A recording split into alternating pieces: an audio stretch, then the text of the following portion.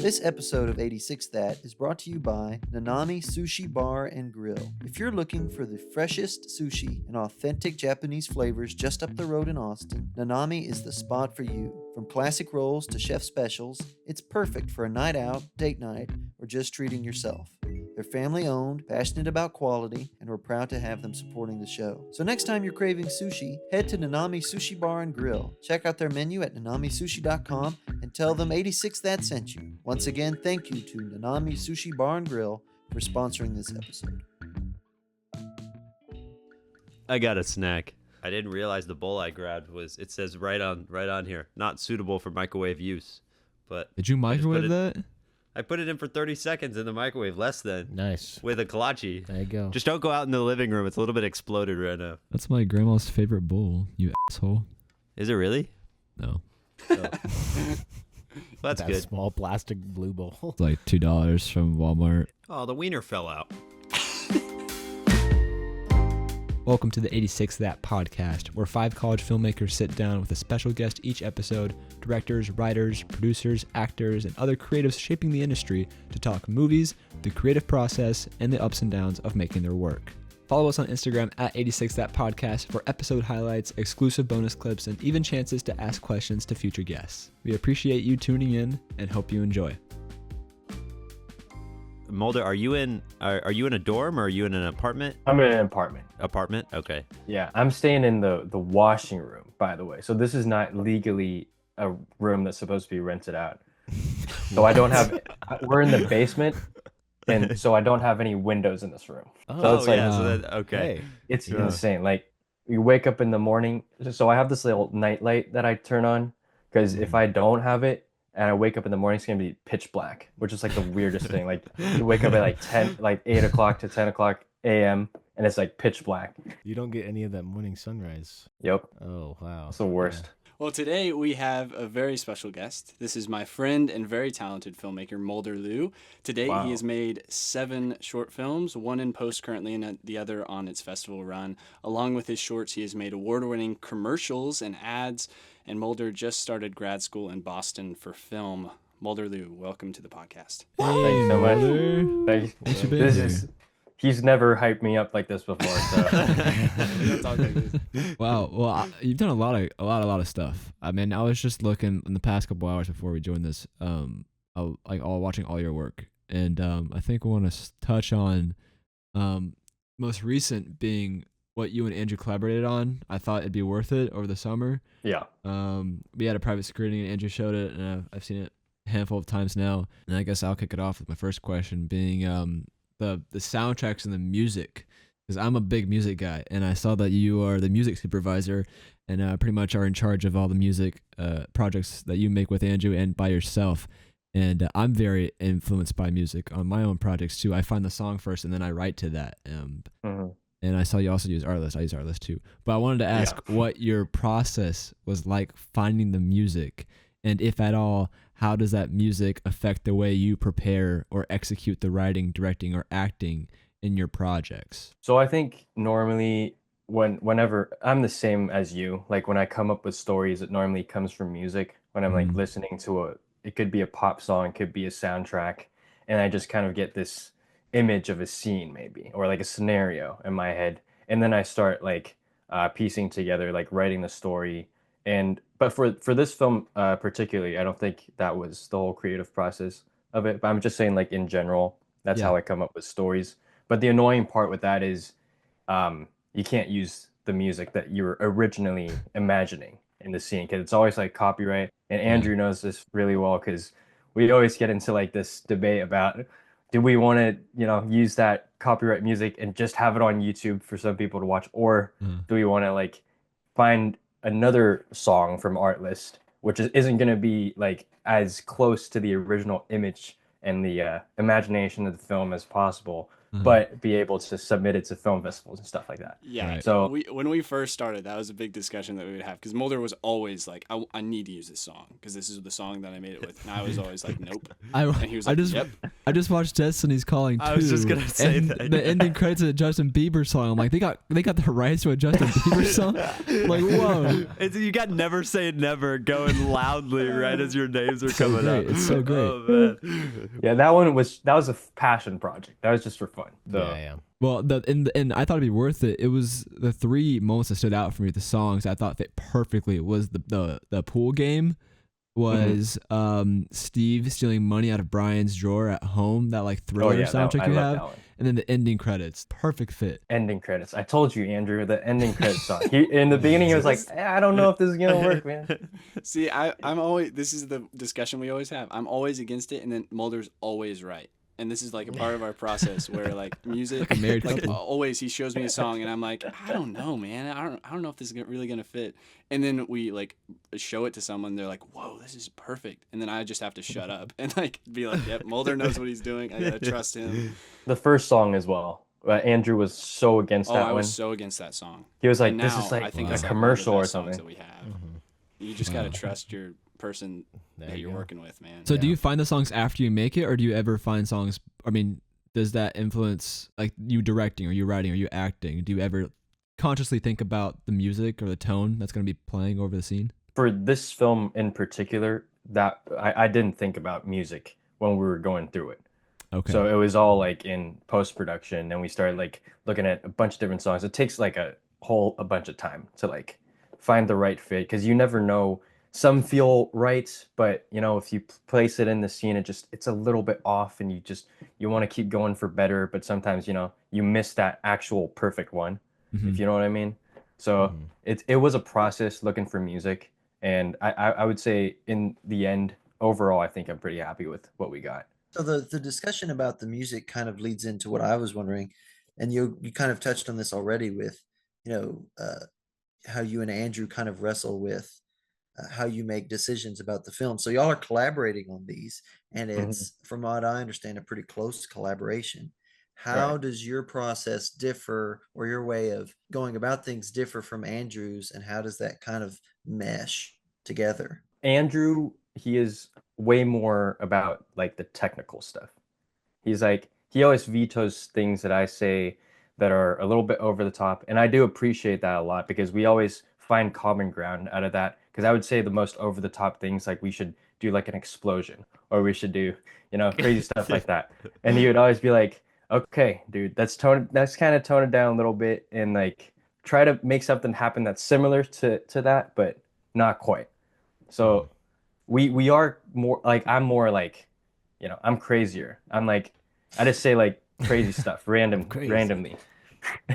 And he's more grounded. He's like, dude, we gotta think about the technical stuff. We gotta do it professionally. No, and that's like, and I hope you know, Mulder, Andrew is the, like, I feel like when Andrew's here, he's the one that's always like, dude, we can make it. He goes, we can make this for like we can do a big explosion for like $5, like you can do this right now. We can do this tomorrow. Wait, he actually said that? No, Mulder, I gotta clear up some air right here. No, he's Mulder. Yes, I don't know I'm how still he is the with same. you, but he is. I hope you know, he is the opposite when he's here. I am the I'm same so across the disappointed. board, but it's just a testament to how crazy Mulder's ideas are. Like, your ideas get nowhere even close to Mulder. So when you guys say something crazy, like whatever you guys say, I'm like, yeah, that's like a Tuesday. What are we talking about? Guys? Let's do this, because Mulder's ideas are absolutely insane. It's So like Mulder, the truck scene. Speaking of this, I want you to tell us about truck scene. So we filmed the trucks, like a fight scene on the truck. If you guys didn't know about that, this past summer. We saw that. Yeah, we saw some of them. Yeah, it's not edited yet. We only did like a really rough cut of it just to see what it looks like. But essentially, the idea was, just for context, it's Destiny's Calling 3. It's the Which I'm also very against, but we can talk about that later. it's a trilogy now, guys. So The franchise. I was like, it's a franchise. I was like, we need to top it off. I watched that. I came straight out of Mission Impossible: The Final Reckoning, and I was like, we need to do something that's that we can maybe afford, or maybe be able to do, that's like a little more over the top for like film students. If anyone watches it as a film student, they're gonna be like, what the heck is this? Like, how did it was a long process of trying to think of something that's like a sort of stunt, but not too dangerous, doable kind of thing. So we landed on renting a truck and then having a fight on the back of it. Like an open bed, like a truck. Yeah, but you miss like you run onto the truck. It's not like the two characters start on the truck. The one character starts on the truck. You are running at the truck and you jump onto the truck. Well, I don't do actually a flip, jump onto and it. then the fight starts. So let's keep that in mind also. I don't actually jump onto it because obviously that's going to be a little more difficult, and we don't have a safety guy. We don't have a Say, who's your safety coordinator on set? Who's your? We don't have that. Andrew was Andrew's the safety coordinator. he was camera guy, safety coordinator. But You guys just call that the party pooper in Taiwan. That's all you guys.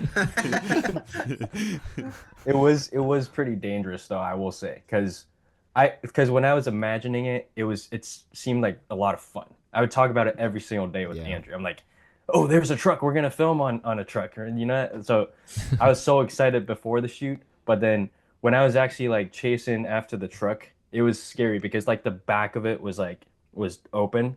Yeah. So if the person who was driving the truck like brakes for some reason, I would just like straight into it. That was a conversation we had where we were on a road, like a road that was in use. Like we didn't like block off. There was other cars on this road. And so like the conversation that we had with the truck driver first, this was like the safety conversation, was truck driver, you never stop. Break. Yeah. And you never break. You just keep going. Even like 5 seconds after we've called cut, you keep going. Just to make sure, because Mulder can't slow down as fast as a truck can. So Wow, that is. Mulder, has Andrew ever shown you like the safety like rules that we have in our film program? like the long list of what they have. They have it like not if we yet. have any stunts or any weapons at all, we need to have like an $800 a day safety coordinator at like minimum. And they do that just so that you can't have any weapons or stunts in there because no one can afford that. It's like a super extensive list that just grows every semester because someone breaks it in some form or fashion. Yeah, I just attended a safety briefing also at my school, and it's also like the same thing. You gotta list the things that you need to, if you're shooting on a roof, you gotta list it out. If you're shooting just don't like on fun. the back of a truck, they're gonna veto it, like stuff like that. Yeah. And they told us a reason for it though, because one of the students that stay in my school actually like passed away because he fell off of a roof like a few years back when they were doing a shoot that they didn't list on the safety list. Yeah. Oh, wow. I redact my statement about it being fun.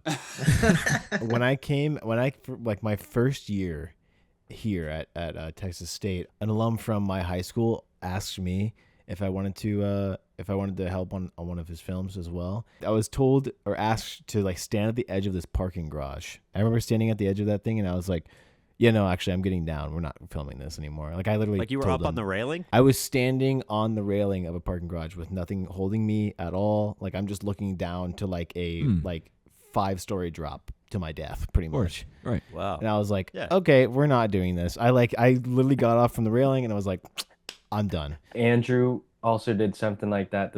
He wanted that shot from. I thought it'd be worth it. Dude. I know. And he was sitting on. Like dangling his legs, dangling his legs story. over the. Yeah. Oh wow. It's like a 10-story drop. And it was and he's raining. just sitting. It was So super climbing dangerous. up there, like it was a straight up ladder, like a metal ladder. It was wet on the ladders, and I was wearing Converse, which if you know anything about Converse, they're like the most ungrippy. grip.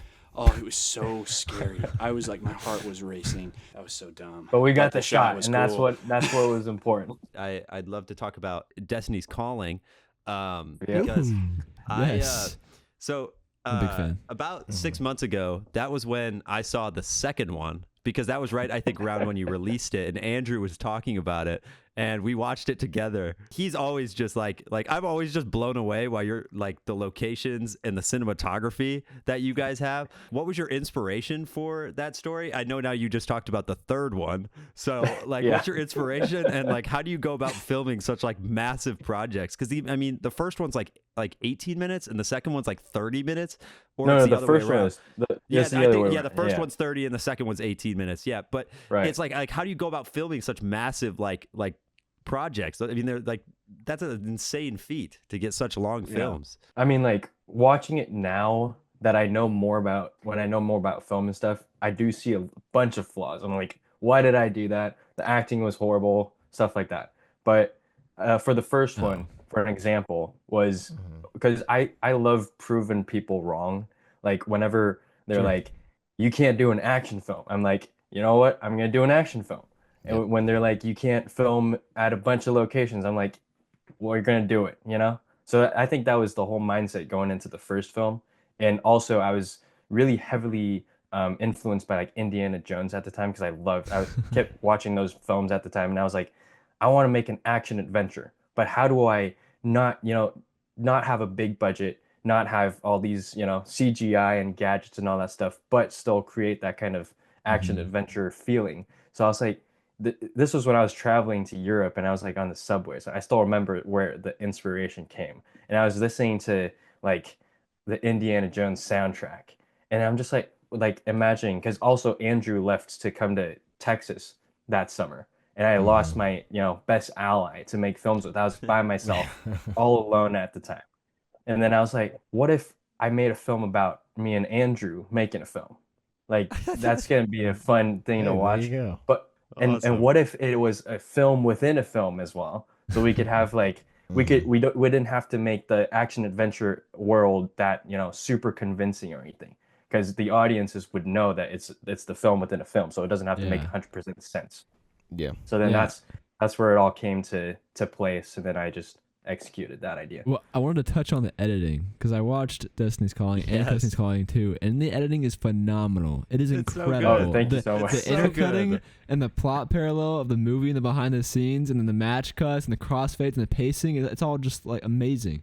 And so I wanted to ask, you so kind of much. similar to my music question, how much do you find the editing to influence other aspects of your films that you're heavily involved with, like the directing and the writing and the acting? And a follow-up to Right. that is, do you know the second you step on set what the editing looks like in your head? Is it like methodically planned and structured and Mhm. mapped out to a T? Or is it more like, we're gonna go out and shoot this and then we're gonna find the final cut through multiple like workshops and revisions like- and cuts? I mostly know what it's gonna look like kind of in my head. I kind of have a picture of what it's gonna roughly look like, but I never really think about editing that much when I'm filming, because I'm just like I'm so focused on just getting what's happening right now, right. Mhm. So normally I just figure it out when I'm in, not I wouldn't say the editing room, but when I'm using my laptop to do it, I'm just like trying to piece together. I don't really think about it that much, but I guess it's kind of like in the back of my head because I watched so many movies, and like growing up I loved watching films. So I just kind of have an idea of how, editing should go and Yeah. like the flow of everything. So Yeah. I don't really think about it that much. I know whenever whenever I'm like editing, or if I'm on set and I'm thinking about the edit, it's like a comic strip kind of like playing in the back of my mind. Mm. And so it kind of, whenever I go in, start editing, it's kind of, it spills out like that. I have a question about how, because you talked about losing, like you had lost Andrew for a little bit, but I want to hear a still little bit alive. more. I'm still alive. Yeah, he's still alive. He's here with us. We found him. We found him.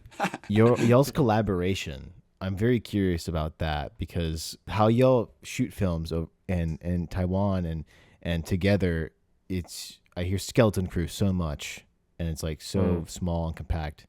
How does that Right. work out with, if like y'all are both like kind of wanting to build this story together, or do you find yourself doing more of the writing and like kind of, you talked about finding common ground, but I don't know. I'm just curious about that. Honestly, I think I would say it's like a really 50-50 kind of Okay. thing. Like Interesting, yeah. we kind of contribute the same amount.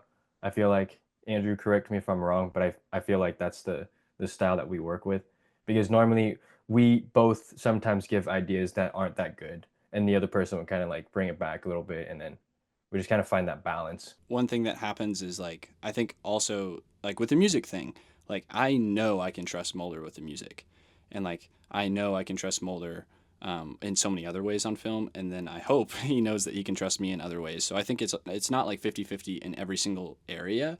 It's like 0% me and 100% Mulder on music, obviously, because he's the music guy. So yeah, I think that but it does even out in general to 50-50. But I think, I mean, one thing that we always talk about is the collaboration thing, where it's like one of the best parts of our films, the films that we love the most, happened after we, argue is a strong word, but like had a debate. disagreement. Yeah, you want to talk about that? Andrew, did we debate about anything for Worth It Dude, film? we debated every single day. I mean, it's hard It's just- when you're both being like co-directors. Yeah, Obviously, how do y'all find yeah. that compromise? If you two have different ideas, how does it end up to the final cut? What's the conversations like? How does that go? I think it's just a lot of talking, a lot of hours of talking before we actually write something down. So I Have your own little, remember like, the Fight first Club. time. Yeah. So I remember the first day we started writing the script for this. It was insane because the next morning we had to leave at 8 a.m. to go to this shoot for a dirt bike commercial, right? But we were like up until 4 or 5 a.m.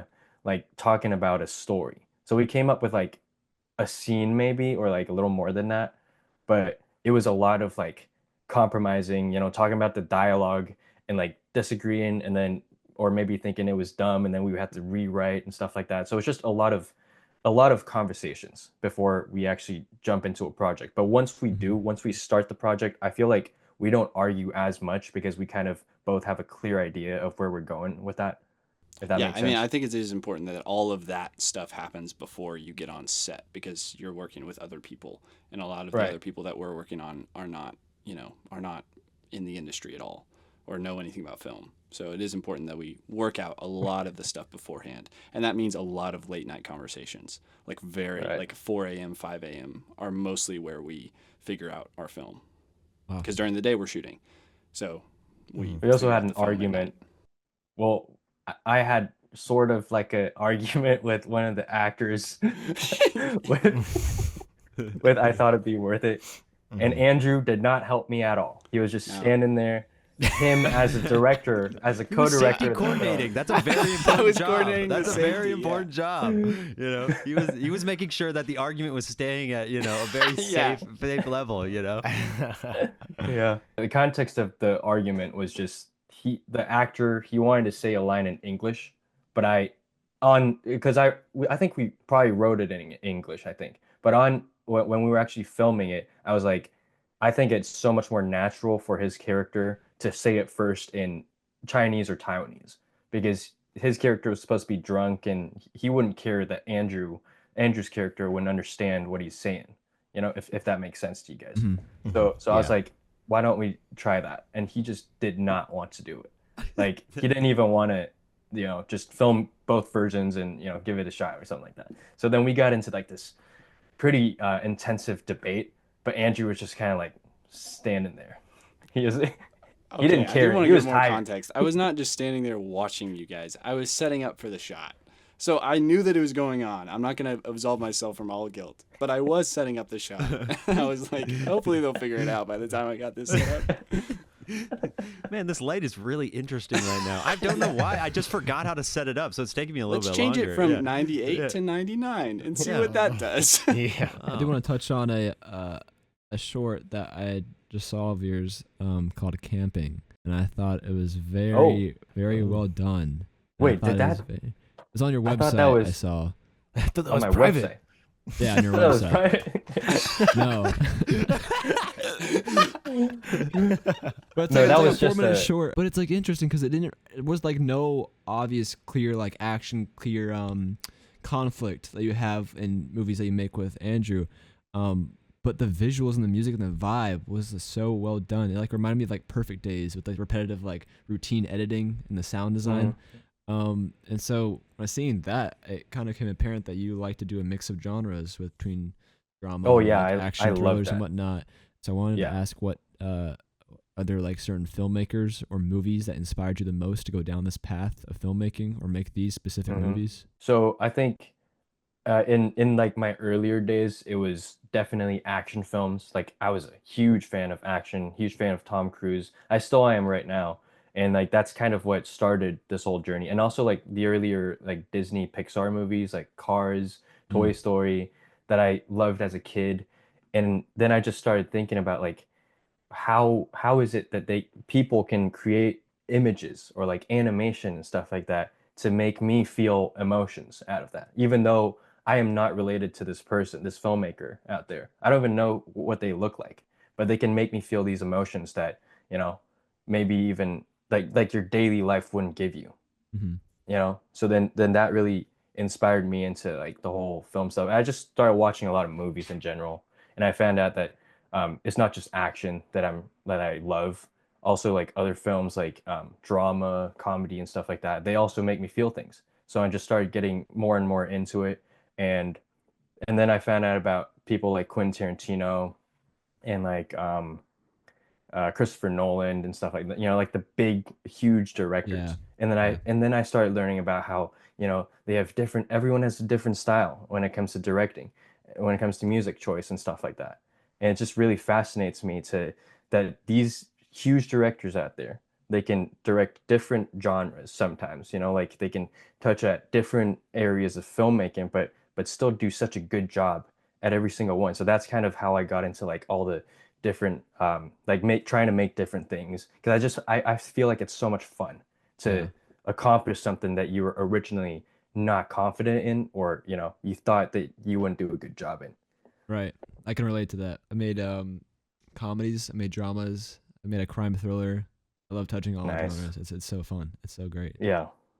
I wanted to go into this question should have been asked at like the very beginning, but I like we've only heard great things about you, and Andrew has talked about saying like that there isn't really a film community in Taiwan, and there really aren't people that make films in Taiwan. Like it really the people that he works with are really the only people that are actually really interested in being in movies in Taiwan. And that's why your crew is always so small, because you don't have people. So like, how did you two meet? Like, where did that start? And like what got you guys so close and so like willing to collaborate on such a like level to making as many short films as you guys do? So we met at church actually, because so his dad is still the pastor of the church in my hometown, sort of. But so we kind of knew each other for like maybe 10 years, 9 or 10 years, but we weren't really that close in the beginning.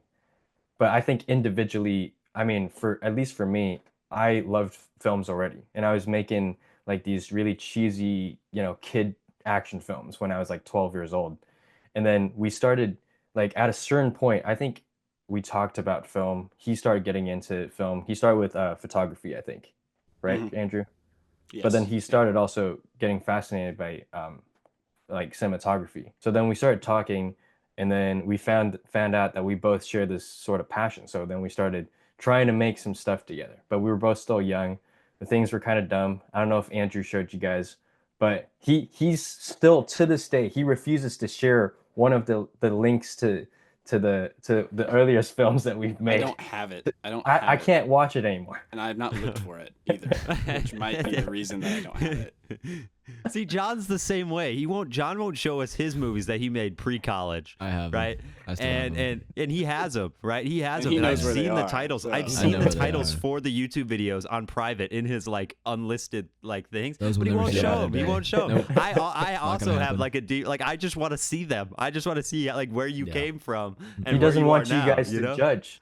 Exactly, but we're not gonna judge. It's I'm like, not like gonna judge. you know, it's I'm like just gonna like stare and dude, watch. there's a shot he showed me. There's a shot he showed me where he's in his car in the sky. Like he did a scar, like a Whoa. car, like keyframing shot. And you're telling me that's like a middle school Well, that's film? so cool. Like that's what I'm saying. We want to see this. We want to see like little John in the driver's seat of I can show you the that shot. car. That shot I'm most proud of. Mulder made a whole feature before we met. Like, well, you know, an hour. how Well, long was that's it? not Feature? no, It was- no. I it was a wouldn't kid- call it that. It was a kid film. I made it when I was 12. The story is there's no story. It's just a continuous like events happening that aren't really that related But to there each were other. some cool scenes in there. I'm not gonna lie. There were some cool scenes. For kids, maybe they would look pretty cool, but not for us. Not they look dumb right now when I look back. But I mean, those are like the most beautiful memories, I think. You know, like making mistakes and you know, being just, you know, I think what I really love about specifically that first film, that action film that I made, is how pure it was. Like how pure of heart it was. Like I was just trying to do something that I like to do. I'm not thinking about all the different aspects of how I can screw up, and just I think that's beautiful looking back right now. good memories. I want to ask about grad school. I'm interested. I'm just interested that there's like grad school for film anyway.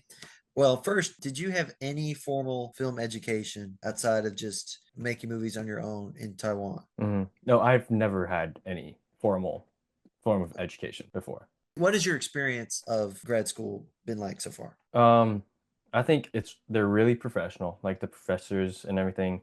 Everyone's really nice, really professional, and they're kind of like some of the things that they teach in school. At least I don't know about you guys, but some of the things that they teach in school, you sort of know about already, but they just kind of they tell it to you again and in a more in-depth way to kind of really like reinforce that idea into your core for you to whenever you move on and you try to make films by yourself, you will always remember them. So I do think it's really important to also have like education when it comes to film. And also one good thing about my program is if we graduate and we want to, teach film, we can also do that because it's an MFA program. So that's also one of the benefits, I guess. But overall, yeah, I'm having a blast over here. What's something that surprised you about it that you didn't expect? So I'm taking a class called directing fiction right now. And this is a really like practical, like hands-on experience class. So, but I didn't expect us to start that quickly. So we're like 3 weeks in, and we already filmed. Well, we tried to film 2 scenes yesterday actually. It's like a in-class exercise, but I love it. It's like it's really intense. Like we have a rotation every week, so everyone gets to try out different jobs, and it's intense, it's stressful because a lot of preparation before class, but it's just really good experience and just a lot of fun. What's something that you've brought over from your own personal experience that doesn't seem like a lot of the other students have? Definitely I would say the more like not thinking about so many technical aspects kind of side, because we had this writing class where we'd have to write log lines and come up with stories, and everyone was sharing like really philosophical, deep, like someone was sharing a story about finding her mother's head and the head talking to her, but like telepathically and stuff like that. Like everyone was sharing super like creative and deep stories. And when it was my turn, and I was like, I want to make a film about a guy who smokes weed and gets superpowers after that. So he can he has super fast reflexes. Action film. Sounds like you're in the right room. Well, one thing I respect about you and Andrew is that y'all do. Like, you don't just like talk about it, like you do. You go out and make it and you shoot it and then you learn from that and you do it again. A lot of people just like talk and talk and talk and they never actually do. Yeah. So I respect you for that. I hope to do it with you guys one day, Yeah. I hope to do it with you too, man. Yeah. Let's do it. Let's do it. Let's do. Well, I did hear you're coming in December, right? That's like you're visiting Texas in December, correct? Yes, I'm trying to like arrange like the whole time schedule because I'm going back to Taiwan for Christmas and then I'll come back, but I'm still like looking at tickets and everything. Awesome. I don't think you understand how excited we are. Yeah. We all got to grab lunch or something for sure, at least. Yeah. Yes. We'll probably be filming something at that point. Well, Mulder's making his next film, and you guys are going to be on set. I don't know. We're making our next film, me and Andrew.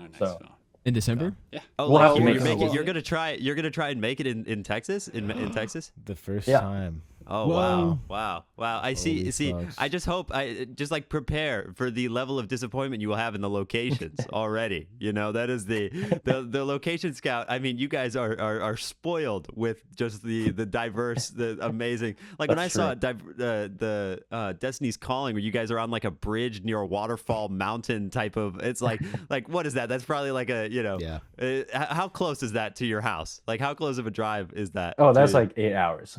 Oh, that was far. Oh, okay, wow. so that was far. pretty far.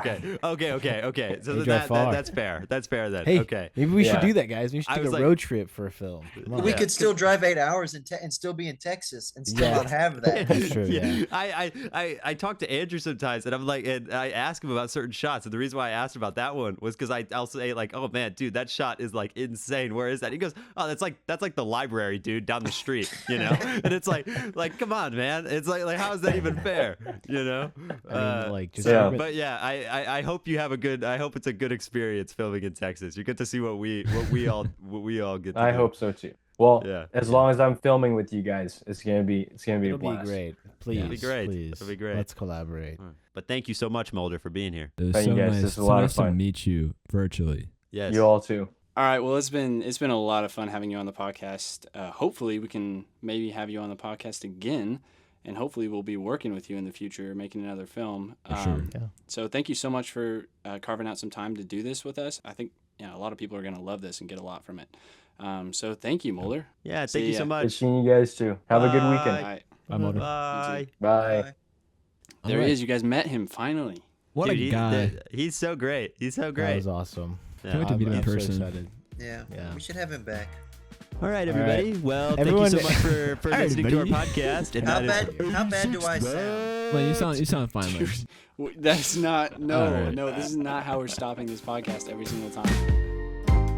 Thank you for listening to the 86 That podcast. Make sure to stay up to date by following us on Apple Podcasts, Spotify, and Instagram at 86 That podcast, where you can find episode highlights, exclusive bonus clips, and even chances to ask questions to future guests. We appreciate you tuning in and hope to see you in the next one.